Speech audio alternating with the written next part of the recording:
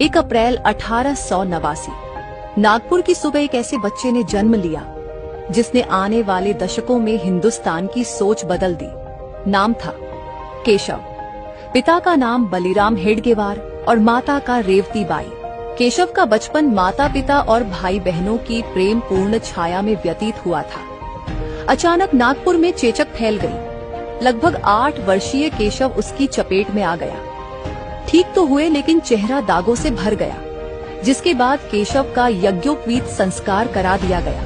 केशव जन्म से ही देशभक्त थे। विक्टोरिया शासन की षष्ठी पूर्ति के अवसर पर उनके विद्यालय में मिठाई बांटी गई, पर केशव ने कहा, महारानी हमारी कैसे, ये हमारी गुलामी का जश्न है, नहीं मनाएंगे। 1902 ईस्वी नागपुर में प्लेग की महामारी से उनके माता पिता का देहांत हो गया, जिससे परिवार पर निर्धनता की छाया मंडराने लगी। पर केशव ने पढ़ाई नहीं छोड़ी। 1905 ईस्वी में केशव स्वातंत्र्य संघर्ष के मार्ग पर चल पड़े थे। कुछ मित्रों के साथ मिलकर केशव ने चर्चा मंडल बनाया और देश की परिस्थितियों पर भाषण व परिचर्चाओं के कार्यक्रम होने लगे। 1908 ईस्वी विद्यालय से केशव का नाम काट दिया गया, पर वो कभी नहीं रुके। कलकत्ता जाकर उन्होंने डॉक्टरी की परीक्षा 60% से पास की।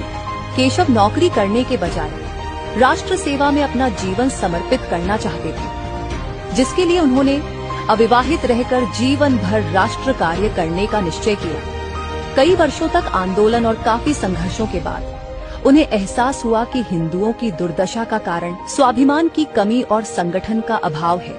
उन्होंने कहा, ये देश धर्मशाला तो नहीं है कि कोई भी आए और बिस्तर बिछाकर आसन जमा ले। समाज के हर व्यक्ति में राष्ट्र भक्ति की भावना, राष्ट्र के स्वरूप का ज्ञान कराने के लिए, विराट संघ शक्ति को साकार करने के लिए महान संघ की स्थापना करनी होगी। 27 सितंबर 1925 को उन्होंने संघ स्थापना की घोषणा की, जिसका कार्य शारीरिक, सैनिक तथा राष्ट्रीय शिक्षा स्वयं लेना तथा दूसरों को देना होगा। संघ को कोई नाम देने के लिए डॉक्टर हेडगेवार ने 17 अप्रैल 1926 को अपने घर पर बैठक बुलाई। उसमें 3 नाम उभरकर सामने आए। इसके बाद स्वयं सेवकों को एक सुनिश्चित वेशभूषा की आवश्यकता थी, जिसके लिए तय किया गया घुटनों तक खाकी नेकर, खाकी कमीज और काली टोपी। यह वेश संघ के सभी सदस्यों को अपने धन से बनवाना होगा। राष्ट्रीय स्वयंसेवक संघ नाम मतदान होकर सर्व स्वीकृत हुआ। इसी नाम के कारण संघ के लोगों को स्वयं सेवक कहा जाने लगा।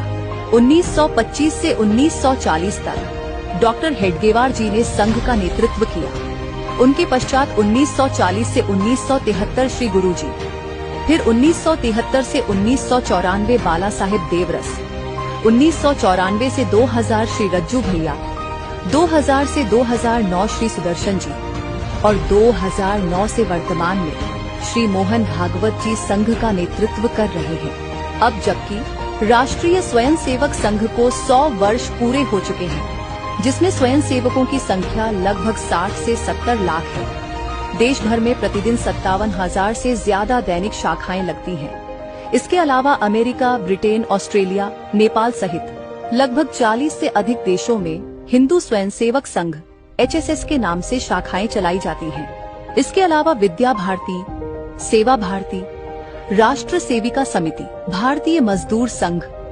भारतीय किसान संघ, विश्व हिंदू परिषद, अखिल भारतीय विद्यार्थी परिषद जैसी RSS की प्रमुख संस्थाएं हजारों सेवा प्रकल्प चला रही हैं। अपने 100 वर्षों के कार्यकाल में RSS ने भारतीय समाज के हर वर्ग तक पहुंचकर शिक्षा, सेवा, संस्कृति और राष्ट्र भावना को मजबूत किया है और आगे भी करते रहेंगे। जय हिंद, वंदे मातरम।